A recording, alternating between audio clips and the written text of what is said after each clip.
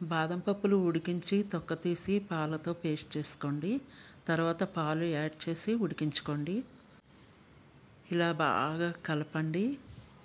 మధ్య మధ్యలో ఆగకుండా కలపండి. కంటిన్యూస్గా కలుపుతూనే ఉండండి.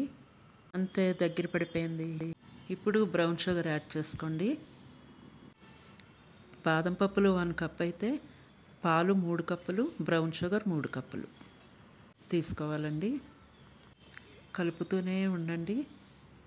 బాదం పేస్ట్ ఉడికిపోయిందండి. నేను 1 స్పూనే నెయ్యి చూపిస్తున్నాను. అలాగా 4-5 స్పూన్స్ నెయ్యి వేసుకొని బాగా కలుపుతూ ఉండండి. మనకి బాదం హల్వాకి కలుపుతూ ఉండడమే చాలా ఇంపార్టెంట్.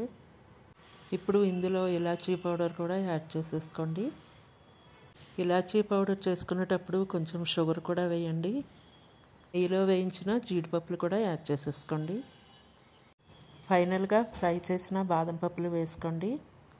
బాదం హల్వా నచ్చితే మీరు కూడా ట్రై చేసేసుకోండి.